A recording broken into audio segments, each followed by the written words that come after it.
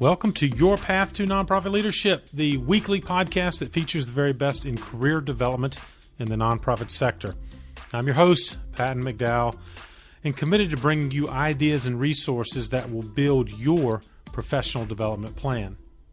Thanks for listening, and if you are someone who wants to get better at nonprofit leadership, you're in the right place. I really enjoy bringing you these weekly conversations with nonprofit leaders who really are on the cutting edge of our sector. And if you would do me a favor, please share this episode with just one other person so we can continue to build a global community focused on nonprofit leadership. Well, this episode allowed me to have a wonderful conversation with Elizabeth Abel on a topic that is near and dear to both of us. That is helping talented professionals build a career in nonprofit leadership. In addition to being a corporate vice president for the global fundraising consulting firm CCS, Elizabeth also teaches at the Nonprofit Leadership Program at the University of Pennsylvania. And she sees very talented and enthusiastic future nonprofit leaders every time she's in class. And of course, this sets up perfectly the conversation we had that can help you, no matter where you are, on your nonprofit leadership journey. We talk about tips to build your professional development plan and also the critical elements of leadership you'll have to confront, and that is identifying, attracting, and most importantly, retaining nonprofit leadership talent. Lots to learn here, and there's even more in the show notes for this episode, which is number 119. Just go to the podcast or the news page at pattonmcdowell.com, and you can learn about all the things Elizabeth and I discussed, and of course the great work she's doing at CCS, as well as her prolific production of content on her various social media channels. Speaking of content, while you're on our website, make sure you connect with us. There's information on the homepage of how you can assure you get the free resources that we can email you. Just give us your address, or maybe schedule some time to talk about your organization's strategic plan, your board development, or maybe you and I can talk about your next step on the nonprofit leadership path. We've got some coaching, training, and a unique mastermind program that might be of interest. Without further ado, please enjoy my conversation with Elizabeth Abel. Elizabeth, thank you for joining me on the path. Thank you. It's a pleasure to be here. Well, Elizabeth, I'm excited about this conversation. You and I have talked about a number of things in the philanthropic space. And of course, not only are you in the midst of nonprofit leaders everywhere through your work at CCS fundraising and in multiple sectors, I might add, but you also work at the University of Pennsylvania as an instructor in the School of Social Policy and Practice, which I'm sure gives you a chance to stay close to issues of social impact that I know you are passionate about, but you're also working with a very talented group of future nonprofit leaders. And I know that our listeners need to pay close attention to what you're learning through your interaction there, because our listeners are trying to identify, attract, and retain exactly the kind of talented students you're working with right now. So lots to unpack there. But before we do, Elizabeth, of all the great things you've accomplished so far in your nonprofit career, what are you most proud of? It's a great question, and it's one I've been thinking a lot about. And my answer really goes back to the heart of why I do the work that I do. And I am most proud of my commitment to educating and empowering nonprofit leaders with the knowledge and tools to elevate philanthropy so that they can drive the greatest social change and have the greatest benefit to the communities that they're serving. Whether that's working with a nonprofit leader to cultivate and solicit a $10,000 or $10 million gift, whether that's working in the classroom with graduate students interested in pursuing a career in the nonprofit sector. I believe so deeply in empowering the next set of nonprofit leaders so that they can thrive and have the greatest impact on the communities that they're serving. And that is what I am most proud of.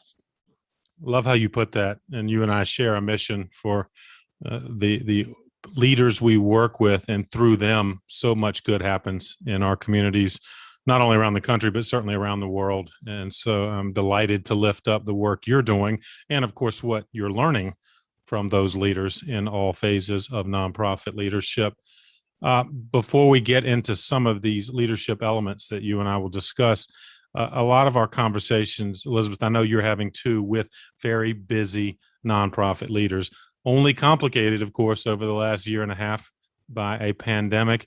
And of course, you are juggling an amazing amount of activity as a mom, as a teacher, and of course, as a consultant. How do you stay organized amidst all this activity? Organization and time management is actually one of my favorite topics. And I think it has to do with how we prioritize and manage our time. So for me, it's what are the top 3 things that I must get done today above all else? What can I delegate? And how do I stay organized? And my tool is pretty simple. It's my color-coded calendar, color-coded by project. I block off time to do busy work. I block off time for, personal activities, childcare activities, me activities, although the me time has definitely decreased in the recent months. But I think my advice to nonprofit leaders is to figure out how we can maximize our time based on our learning and our work styles, what we can delegate to others, both to empower them to take ownership of projects and to ensure that we are using our time in the greatest way that we can, and to work backwards against goals and deadlines and manage your calendar as the tool to do so. Yeah, I love that. And it is a tool available to all of us. I'm not sure we all master that, but it sounds like you've come up with a great system of color coding and other mechanisms. In fact, I wonder, Elizabeth, do you have kind of daily or weekly or quarterly rituals that help you organize the calendar that kind of faces you day to day? I would say I reevaluate my goals twice a year.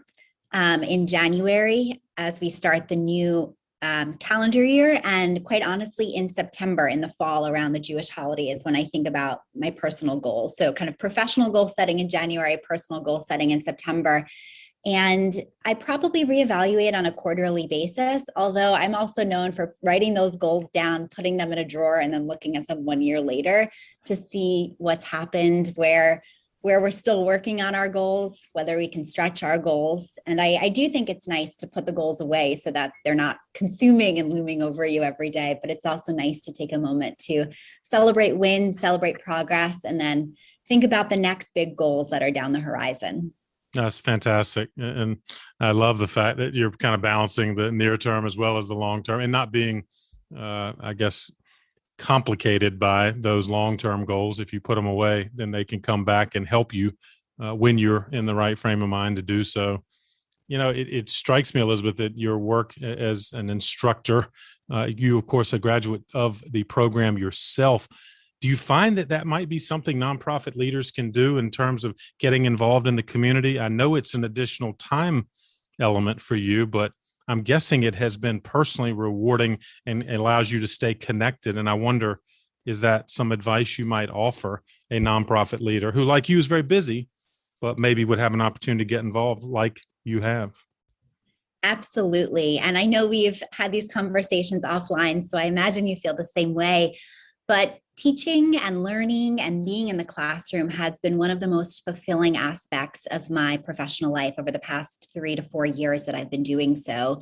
Not only have I been able to think about the work that I do professionally and apply it to an educational setting, but I've also been able to learn from students of diverse backgrounds and professional experiences. And we make a point of bringing in a diverse range of lecturers to guest speak during the course of the semester to offer their own perspectives on key topics in philanthropy. And if you have the opportunity to be a guest speaker in a classroom setting or to teach a course or a webinar or a workshop, I would definitely take advantage of the opportunity.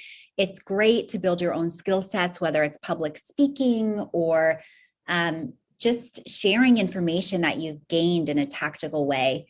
But for me, what I love most about it is the opportunity to educate people on substantive content that they didn't know before, taking the class that I teach or attending a workshop that I lead. I prioritize action-oriented content too. So not only do I want people to learn something new, but I want them to feel like they can apply it in their professional life. So what are the tactical steps that we can take to bring these concepts to our professional work? And then finally, I appreciate workshops and classes that are uplifting and invigorating and reaffirm why I'm doing the work that I'm doing.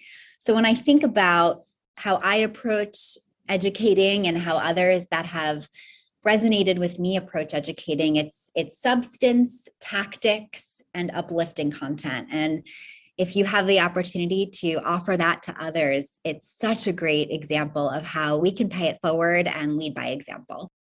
It's great ideas. And I'm glad you mentioned that it doesn't necessarily require a more intensive teaching role like you have to be a guest lecturer and to be involved in your community's educational process.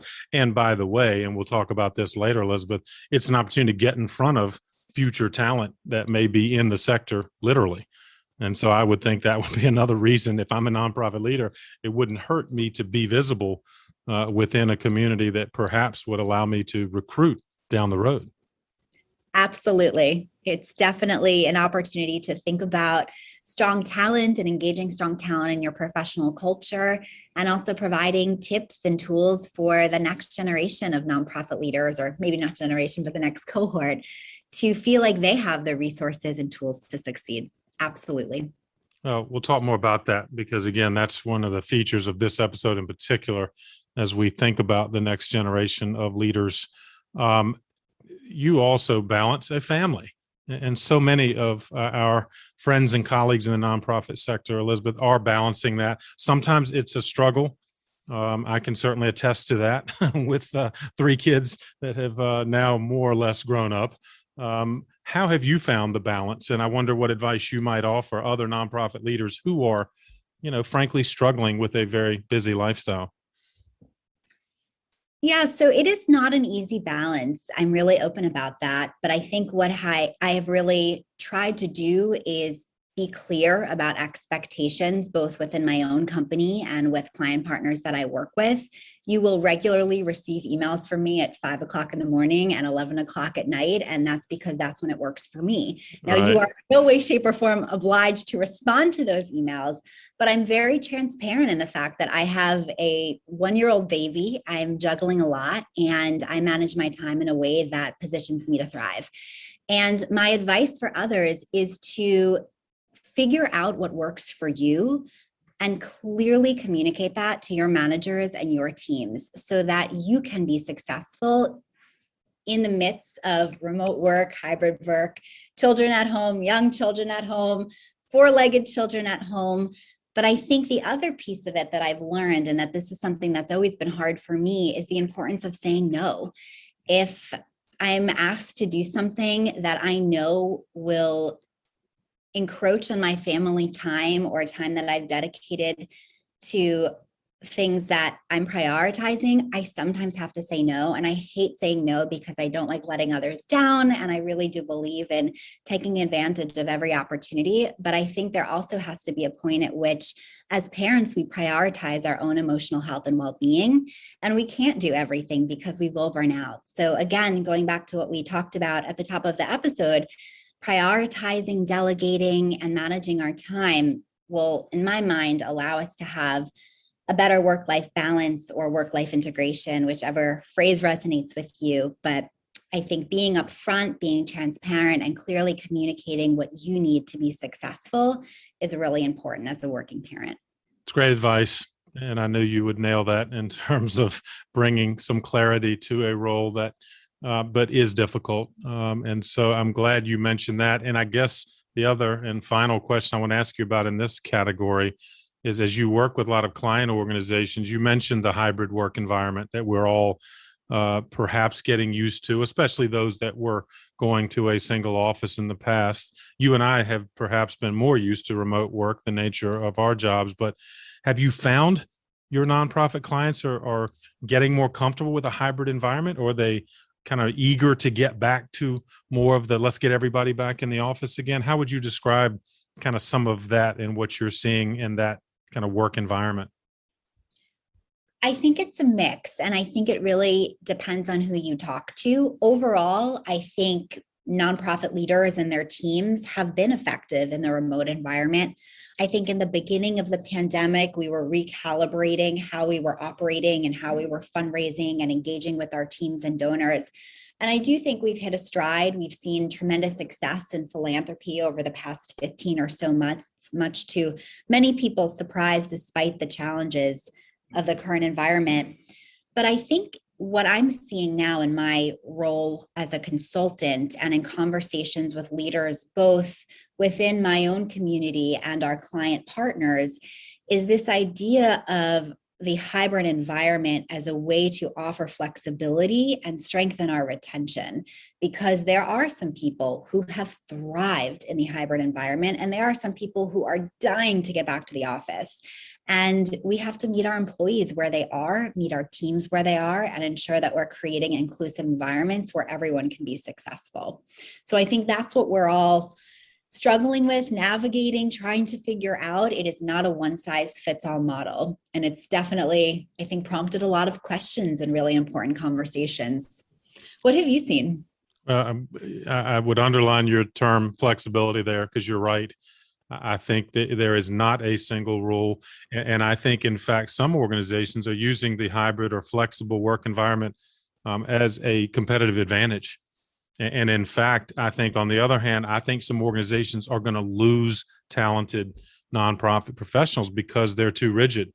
And I get it. I know you want to get everybody back in the office. And yes, I know some nonprofit missions require that in-person activity, but I hope they do what you just said, Elizabeth, at least have the conversation, because perhaps not everybody has to work in the same manner. And I think, again, the talented folks that have enjoyed that flexibility are going to gravitate to an organization that allows that. And it sounds like that's what you're suggesting as well. It is. I think you are spot on. I think the hybrid workspace and flexibility for employees is absolutely a competitive advantage. And I think there are going to be companies that will lose talent and nonprofits that will lose talent if they can't figure out a way to create an inclusive community where inclusive incorporates flexibility and professional workplace and environment. So happy to unpack that a little bit more in our conversation today when we think about the next generation of leaders and what students and young professionals look for. But I definitely think it will be an important theme in the coming months. Oh, could not agree more. And you're right. That's a good teaser for some of our final advice, right, about this next generation of talent and what they might require to join a nonprofit organization. But I want to circle back to something again where I give you credit for practicing what you preach. Literally, Elizabeth, you stay in touch with the issues of philanthropy by teaching. What a wonderful way to stay on top and on the cutting edge of issues that face our sector. You also serve on a couple of boards as a volunteer. And I think that is such a good perspective that perhaps our listeners should consider as well. I know they're busy, but maybe talk about that. You serve on at least 2 boards that I know of. What does that experience do for you and your kind of professional perspective on the rest of the work you do? Boards to me are about 2 things. 1 is community and 2 is philanthropy. And it's this interwoven sense of supporting community through philanthropy, advancing philanthropy through board service that has really prompted me to join 2 boards and provide my own expertise to organizations whose missions I care about. And it's been really rewarding. More than anything, it's been wonderful to connect with people who have a shared commitment to these organizations. One of the boards I serve on is the Nonprofit Leadership Program Alumni Association at the University of Pennsylvania. I've been on the board since 2018. And I look forward to our quarterly meetings with so much enthusiasm to hear what my nonprofit colleagues are doing in their industries and to talk about issues that are affecting the workplace and to think about how we as a collective community can give back to the School of Social Policy and Practice, can elevate the nonprofit leadership program, and most importantly, serve as ambassadors for this community that we care about. And I think that is really the greatest role that board members can play, is they are nonprofits' greatest champions, their greatest advocates, and their greatest supporters. Yeah, I love how you lift that up, and that's so important. I think to get on that side of the fence, if you will, as a board member, I'm sure, when you're working with clients and other nonprofits, you have an appreciation, right, for the role of the board member. And I wonder, though, Elizabeth, as you work with organizations, I know what campaigns, large and small. What do you see in the best boards? So again, for our listeners that are nonprofit leaders, what have you learned about some of the best boards you've worked with that might give our listeners ideas in terms of that board staff relationship? Absolutely. So there are four elements of what I would consider to be your ideal board member, and we use a phrase: time, talent, treasure, and ties. And to me, these are the four qualities that really distinguish exceptional board members. They have the time to actively participate in your organization's fundraising and programmatic efforts. They attend meetings, they show up. They have talent, they have unique expertise and perspectives that they can offer. They have diverse lived experiences that they can share. They have treasure, so they can support your organization most likely with a major gift to really drive your fundraising efforts and invite others to join me in making a gift to support your organization. And they also have ties, so connections to others that are interested in getting involved. They might be willing to host a parlor meeting or facilitate an introduction to a foundation representative or philanthropist in your community. And collectively, when board members have the time, the talent, the treasure, and the ties, they're able to serve as multipliers of your fundraising efforts and amplify the work that you're doing in your community. I'm delighted to add a fourth T to my acronym around board service. I was familiar with time, talent, and treasure, but love the fourth T of ties, which indeed represents that community connection that our board members can find. And so I would think that, Elizabeth, would be a great discussion starter for a lot of our listeners about next time you have a board meeting or you're doing your annual board evaluation. Let's talk about how are each of these board members doing in these four areas. Do you find that that's something that is kind of part of an annual review, or those boards that have been particularly effective, you think they just kind of bring that instinct when they get there? A big piece of it actually has to do with setting expectations at the onset of an individual's board term. Interestingly, I think it was Board Source a few years ago, they published a report that said something along the lines of when fundraising expectations are clearly communicated to board members, then 52% of your board will participate. But then if they're not communicated at the onset, those expectations, that figure drops to 12%. So I think it really emphasizes, from my perspective, the importance of setting clear and consistent fundraising expectations to your board when they begin, so that they know what they can expect and they know what will be asked of them and how they can serve as a fundraising ambassador. I think you can revisit those over the course of the year. Some people may think they're good at something, realize their passion lies elsewhere. Other people may, hate fundraising and then have a couple successful solicitation experiences and decide that they love it. So people do evolve and grow in this role, but absolutely setting those expectations up front is really important. Couldn't agree more. And I remain surprised by how many organizations don't have clear expectations, a job description, if you will, for their board members.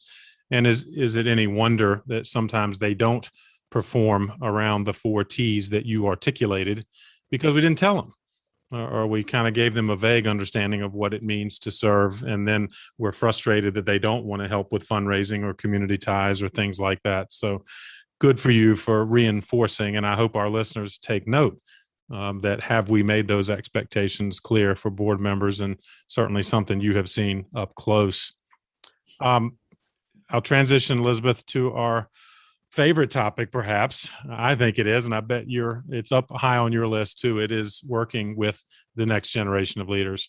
And I wonder if we could talk about both for someone ultimately recruiting the next generation, but maybe first, talk about what are these next generation leaders that you're teaching right now. What are they looking for as you evaluate kind of their expectations about nonprofit leadership down the road? The next generation of nonprofit leaders is looking for a number of really important things as they think about the professional communities and cultures that they want to be a part of. Most notably, I think they're looking for an inclusive professional culture where people are offered equitable opportunities to succeed and a workplace environment that quite candidly prioritizes mental health and well-being. I think there's a concern among nonprofit professionals of burnout, and more nonprofit leaders are being asked to think about people and culture and make deliberate investments in people and culture. And that is probably the number one thing candidates are asking questions about is what's the professional workplace culture? What are opportunities to thrive that align with my unique identity? And second, and I know this has been something that's important to me personally, is opportunities for professional growth, leadership, and advancement. So if we are recruiting someone for an associate position, we should show them not only the role of the associate over the next 6 to 12 months, but what are the growth opportunities of this associate? And, what could potential pivots be within the organization if it turns out you are applying for a marketing and communications position within development, and then you decide you love frontline fundraising. Can you make that pivot? And so I think it's really important to show not just the 1 year or 2 year trajectory, but what could a 3 to 5 year trajectory at your company look like? And what do we offer in terms of professional development opportunities, whether it's mentorship, coaching, attendance at conferences that will fuel growth, fuel innovation, and fuel professional advancement? I think those are probably the two things. Focus on an inclusive culture that values a holistic approach to the workplace. And second is showing opportunities for professional growth and advancement. I'm delighted to hear that. And I'm struck too, Elizabeth, by, you didn't lead with the nature of the work necessarily and compensation, which I know are important. So I know that no one entering the job force is going to ignore that. But you sense a heightened, is it fair to say compared to 5 years ago, that you're just seeing a more heightened intensity around what is the culture of this workplace going to be like, and what are some of those development or advancement opportunities? Absolutely. And I think both the pandemic as well as the nation's reckoning with racial and social injustice has demanded that we reevaluate these things. I think it's incumbent upon nonprofit executives to look at their workforce and make sure we are evaluating our leadership composition, our organizational structure, and our community culture from a lens of diversity and equity and inclusion, and that we not only talk about why these issues are important, but we take measurable steps to show that. Well, the reverse of that, I guess, is you coach and counsel these students as they apply for jobs and start their careers. Are there challenges that you anticipate or you discuss with them that they need to be aware of? I guess what you and I have already talked about is that not all organizations are going to have this, and they need to have their eyes open. Or are there other things that you would suggest the next generation, the challenges they may face? So great question. And I think a big piece of preparation is knowing what questions to ask during your interview, making sure that you're equipped and empowered to ask questions about culture, not just the role, not just the responsibilities and the compensation, which is of course important, but how happy will you be in this role? What growth opportunities exist? How can we make sure that we avoid burnout and that you're working reasonable hours? I think these are challenges we see across the board, but the nonprofit organization is unique in many areas, because so much of what we do is reacting to the current environment. And that's especially true if you're a human services organization or an advocacy organization. And the hours are long and the demands are intense. And I think it's really important that organizations are prioritizing talent and culture in light of the many demands that are currently impacting our workforce and the next generation of leaders in that workforce. Yeah, well put. And we'll pivot to the other side of this equation, those hiring or seeking to hire. But before I do that, I guess, Elizabeth, I'm encouraged by the increase in college students, if you will, thinking about nonprofit leadership at that point? And I wonder, not just the University of Pennsylvania, but other areas that you look at. In other words, I think my generation, many of us came into nonprofit leadership through a side door. We thought we were going in one direction professionally, and then we kind of stumbled into nonprofit work and found it was wonderful. But are you seeing more and more students that kind of come with a clear kind of vision for nonprofit leadership, even as a college student? I am, yes. And I think there are many master's programs now that focus on nonprofit leadership, nonprofit management. I know Columbia, NYU, of course, Penn, they all have really strong programs. And I think it's a reflection of the strength of the nonprofit community, as well as the increased sophistication that we're seeing on behalf of nonprofit executives and fundraisers. I think there's a common misconception that nonprofit organizations are not for profit. And it's a pain point for me because nonprofits are social impact businesses, and they should be seen as social impact businesses, not for-profit organizations. And I think it's challenging because we have to raise revenue to meet our financial goals so that we can sustain and grow our programs and serve the communities that we are committed to serving. And that takes business acumen. It takes strong teams. It takes talent. It takes innovation and growth. And there should not be a distinguishing factor for people who are interested in going into business thinking they can't be a business person in the nonprofit sector. And so I am personally thrilled to see graduate programs focusing on nonprofit leadership because it is clearly such an integral part of American society and culture. Yeah, I knew you would lift that up, as is warranted.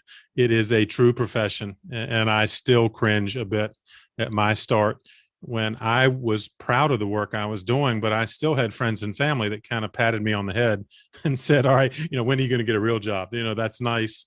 Yeah. Almost treating it as a temporary volunteer type work. And you articulated very well how this is an absolute profession. And I'm glad you're right. Higher education's investing more in it, and there will be more opportunities for talented young professionals in our sector. So, given the fact that there is an increase in talent, Elizabeth, that nonprofit organizations have an opportunity to benefit from, what can I do as a nonprofit leader to better attract, retain, and keep these talented young people involved in our organizations?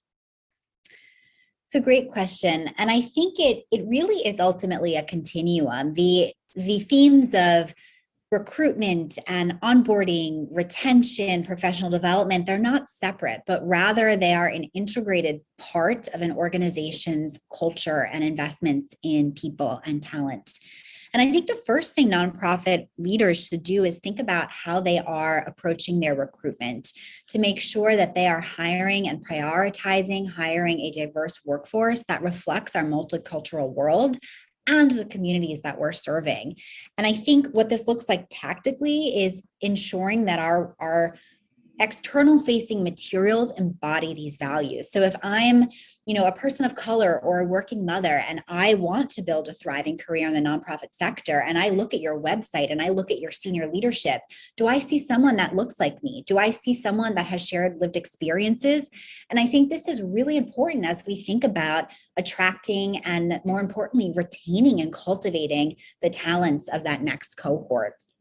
And then I think equally as important is offering a strong onboarding experience for those that we do hire, especially in this remote environment. So how can we build community virtually? Perhaps it's sending a welcome box with your organization's branded mug and a succulent plant to make their workspace feel warm and bright. But what are we doing at the onset of someone's tenure to build community and make people feel like they are a part of the organization's future? And so I think these are two tactical things that organizations can do on the front end in terms of recruiting and onboarding talent. And then, of course, there's professional development opportunities, leadership opportunities, career conversations to continue to grow. But I think it really starts with how we are hiring and onboarding our people.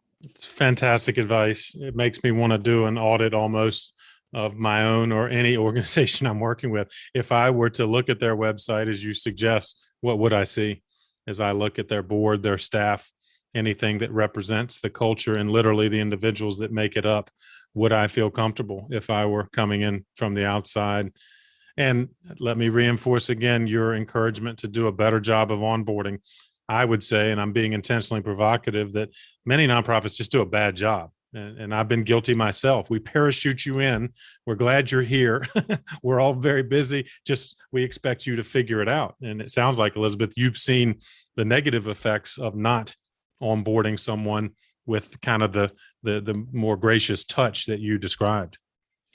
Yeah. And I would add, because I am a very action-oriented person, I'm happy to share my vision for what a great onboarding experience looks like. And one idea that I've seen work really well is an onboarding workshop, a 1 or 2 day gathering where you have your new employees each quarter come together and they hear from the CEO, his or her vision for the future. They hear from senior leaders about what they're doing, their subject matter expertise, and from mid-level professionals who have been at the organization for a couple of years, who have grown, who can share their own learnings. And then, of course, having time for community building. But what I think is really important in incorporating senior leadership into a new hire's onboarding experience is that it communicates to new hires that we are invested in you, we value you, we are giving you time because we want you to succeed. And if I were a new employee and my executive director sat down with me to talk about the vision for the future and how I'm a part of it, I would be so excited to be here. Could not agree more. And I only hope that our listeners will take very careful thought around this, because it is the way to retain. Yes, compensation is important. Yes, there are the factors that make up someone's job satisfaction. But you and I both seen, Elizabeth, it is, I think, largely around the culture we're in, how our supervisors and colleagues treat us. And I love the way you articulate a path forward, because I think most organizations really focus, here's your job description, here's kind of the here and now of your job. And I like the way you describe kind of a stair step forward that makes me feel like, yeah, there's a future here for me at this organization. Absolutely. No, I'm glad that resonated with you. It's something I think about every day. And it's definitely part of our dialogue and conversation here at our company and at pretty much every organization that I'm partnering with right now. Fantastic advice, as you have provided throughout this conversation, Elizabeth. And I'm glad we kind of finished with the core. Not that all of our topics of discussion weren't, I think, valuable for a nonprofit leader listening, but I think it's particularly important that they focus on this issue of identifying, attracting, and retaining the talent that you're working with literally in the classroom right now. Is there any other advice you'd offer in addition to this, Elizabeth, as someone listening, thinking about getting into nonprofit leadership, that you might suggest they ponder? I think it's really important to be your own greatest self-advocate. I don't think this is limited to nonprofit leaders entering the space, but really young professionals generally, that we are our greatest self-advocates. And it's so important to ask for more, to ask the right questions, to network, to connect with people and enjoy shared experiences. I would say the thing that I have seen as a silver lining of COVID has been, or maybe not COVID, but the pandemic lifestyle, has been accessibility to leaders and professionals. I have had more virtual coffee chats over the past 6 months that I probably had in all of 2019, and I'm a pretty social person. Right. So I would say what I mean by that is reach out to people. I had a incoming student reach out to me from Penn's nonprofit leadership program. She was starting this fall and she saw that I was an alum interested in learning about fundraising consulting. Can we have a 20-minute coffee chat? Of course, I said yes. And it was the best 20 minutes of my day to learn about why she decided to pursue a career in nonprofit leadership, why she's excited about the program, what she's hoping to gain from it. Of course, how I can be a resource. But I think more importantly, it goes to show that people are receptive to connecting and eager to build community virtually. And so my advice, as I've come roundabout way of answering this question, but my advice is to network and connect with others, and don't be afraid to send a LinkedIn message or, follow someone's social media and learn from each other and let them know that you appreciate it, because behind our virtual screens, we're human beings and we all crave connection and community around shared values and experiences. You answered that question beautifully, and you are indeed an advocate of that strategic networking. You and I, in fact, connected that way, and I think you're absolutely right. We've gotten more comfortable with the technology through this pandemic, and there's no reason we can't get out of our silos, right? If we're working and we are busy in our own worlds, but you could reach out to someone who's in your sector, outside of your sector, in your community, or way outside of your current community. Only good things happen there. So, Elizabeth, I'm glad you lift that up as life advice, frankly, for our nonprofit leaders listening. As you know, I ask as a parting gift of all my guests to share a reading recommendation, which, as a lifelong learner and an instructor, I know this is a very difficult question because I bet you could give me a full list of reading material, but might you narrow it down to a book or two that you'd share with our listeners? This is the hardest question you've asked me. I have my short list in front of me, and I'm still like, this is a game time decision. So I think the book that is meeting the moment, and that's the reason I'm sharing this book, is because I think it's really timely, is Digital Body Language by leadership and management expert Erica Dewan.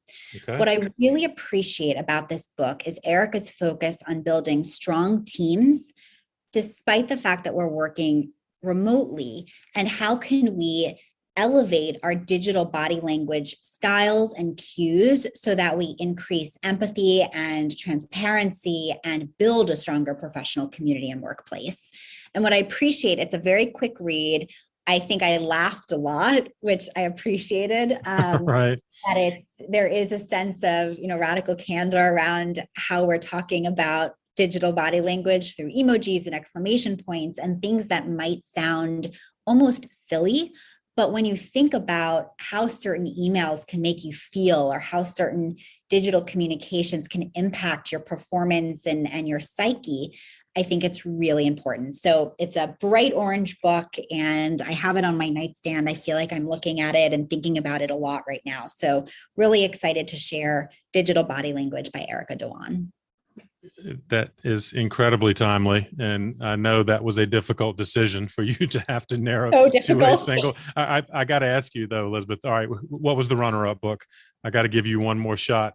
Can I ask you what would have been your runner-up? Although Digital Body Language is absolutely one that we'll feature, but I am curious what you might have suggested in the number 2 spot.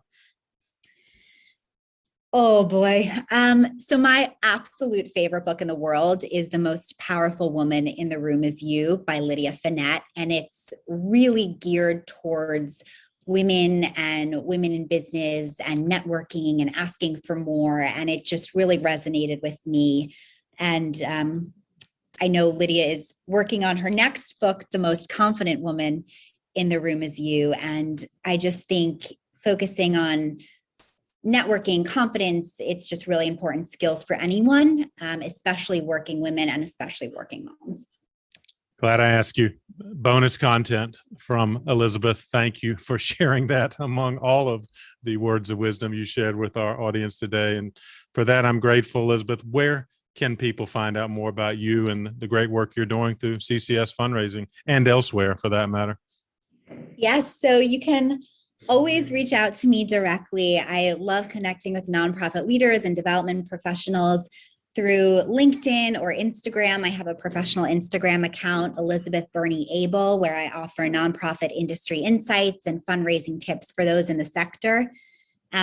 You can also, of course, check out the CCS fundraising website. We work with nonprofit organizations on fundraising programs. We have really great publications, including our recent philanthropic landscape report.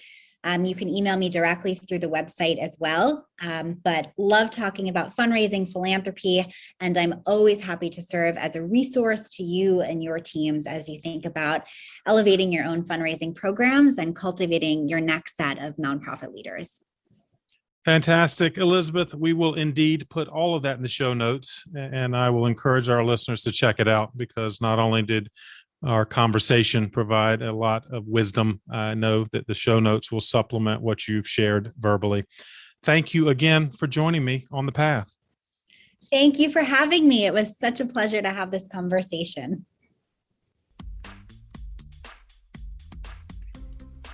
Well, I hope you enjoyed this conversation with Elizabeth as much as I did and came away with some good ideas to guide your professional development plan, but perhaps more importantly, help you guide those that will follow you to your organization and help them develop as nonprofit leaders themselves. Don't forget the show notes. They are available on our website, pattonmcdowell.com. It's episode number 119, and you can find out all of the things Elizabeth and I discussed, her great book recommendations, several links to her content that she's posted, and much more about her and the work she's doing at CCS and at the University of Pennsylvania. Thanks again for sharing this episode with one other person, and if you haven't subscribed to the podcast, please do so. Just go to the podcast page, pattonmcdowell.com, and you'll find links to all of the primary podcast platforms. I don't want you to miss out on any of these weekly episodes. They come out every Thursday, as well as bonus features we are producing at least once a month. Thanks for all you're doing in the nonprofit sector, especially right now, and keep up the good work for causes that are most meaningful to you. I'll keep bringing you content that will help you do it even better.